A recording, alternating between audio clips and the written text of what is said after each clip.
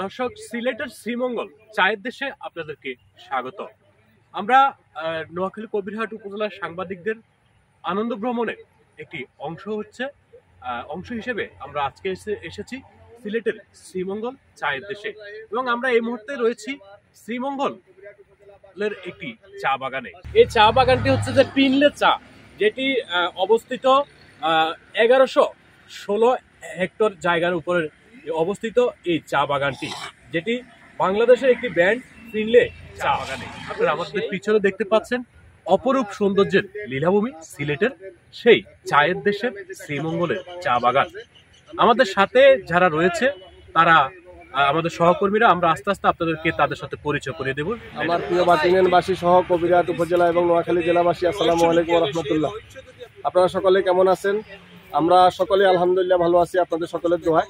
আমরা আজকে এসেছি নোয়াখালী থেকেই প্রাকৃতিক যেই সৌন্দর্য এবং বাংলাদেশের যে পুণ্যভূমি নামে খ্যাত সিলেট বিভাগে এসে আমরা হযরত শাহজালাল রহমতুল্লাহ আলাইহি, হযরত শাহ পারান রহমতুল্লাহ আলাইহি এবং বুরহানুদ্দিন রহমতুল্লাহ আলাইহির কবর সহ আমরা অনেক অলি আউলিয়ার কবর জিয়ারত শেষে আমরা সিলেটের যে পুণ্য স্থানগুলো আছে, সৌন্দর্য স্থানগুলো আছে, প্রাকৃতিক যেই মহান রবের যে সৃষ্টির লীলাভূমিগুলো আছে, সেগুলো আমরা অনেক স্পটে গিয়েছি, অনেকগুলা দেখেছি।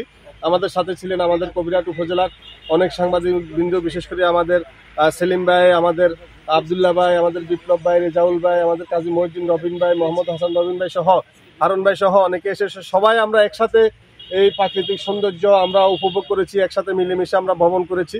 আসলে ওনাদের আন্তরিকতা আমি মুগ্ধ হয়েছি। আপনাদের প্রতি অনুরোধ রইল, আপনারা যখনই সময় পাবেন তখনই এই মহান রবের সৃষ্টি যে প্রাকৃতিক সৌন্দর্য, এটা এসে ঘুরে যাবেন, আপনাদের অনেক ভালো লাগবে, অনেক অভিজ্ঞতা অর্জন হবে। ধন্যবাদ এনকে বার্তাকে।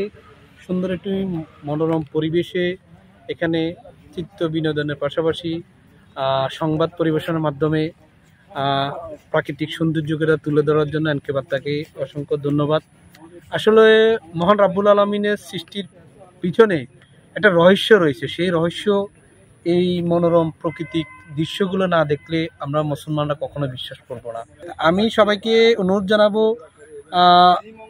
এই দেশের বাংলাদেশের একটু সুন্দর একটা প্রাকৃতিক এবং চা বাগান, এটা সবাইকে একবার হলে দেখে যাওয়া উচিত। কারণ সুন্দর পৃথিবীতে সুন্দর জিনিসগুলো যদি আমরা উপভোগ করে না করি, তাহলে সৌন্দর্যের মর্মতা কখনো থাকে না।